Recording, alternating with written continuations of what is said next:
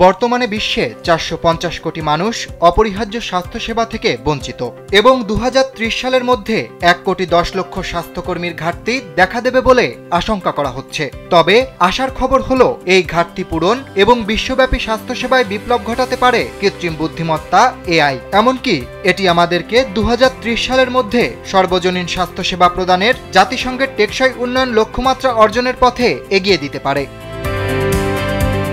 WF জানায়, AI নির্ভর digital স্বাস্থ্যসেবাগুলো বিশ্বব্যাপী দক্ষতা বৃদ্ধি, খরচ কমানো এবং স্বাস্থ্যগত ফলাফল উন্নত করার ক্ষমতা রাখে। স্যান্ডেলিনা সো, রূপচর্চায় আভিজাত্য। স্বাস্থ্যসেবা খাতে ইতিমধ্যে কৃত্রিম বুদ্ধিমত্তা প্রযুক্তি গুরুত্বপূর্ণ ভূমিকা পালন করছে।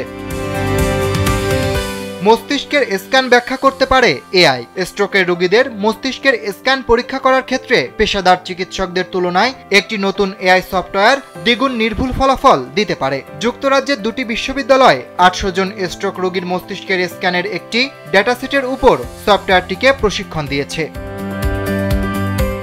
মানুষের তুলনায় এআই ভাঙা হাড় শনাক্তে বেশি কার্যকরী। কিছুটা আশ্চর্যজনক হলেও জরুরি সেবা প্রদানকারী চিকিৎসকরা ১০% পর্যন্ত ঘটনায় ভাঙা হাড় খুঁজে পান না। তাই প্রাথমিক স্ক্যান করার জন্য এআই ব্যবহার করলে অপ্রয়োজনীয় এক্স-রে এবং ভাঙা হাড় শনাক্তে ভুল হওয়া এড়ানো সম্ভব।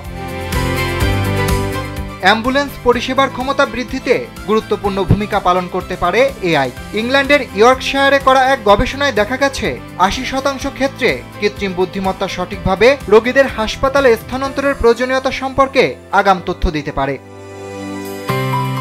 নতুন একটি এআই নির্ভর সফটওয়্যার রোগীদের দেহে লক্ষণ প্রকাশের আগেই নির্দিষ্ট কিছু রোগের উপস্থিতি শনাক্ত করতে পারে। সফটওয়্যারটির নির্মাতা প্রতিষ্ঠান অ্যাস্ট্রাজেনেকা এ তথ্য দিয়েছে। রোগের লক্ষণ প্রকাশ হওয়ার পর মানুষ ডাক্তারের কাছে যায়, কিন্তু এই এআই মডেল রোগের প্রক্রিয়া শুরু হওয়ার অনেক আগেই তথ্য দিতে পারে। আলঝেইমার, ফুসফুসের রোগ, কিডনি রোগ সহ বেশ কিছু ক্ষেত্রে এটি ভবিষ্যৎবাণী করতে পারে।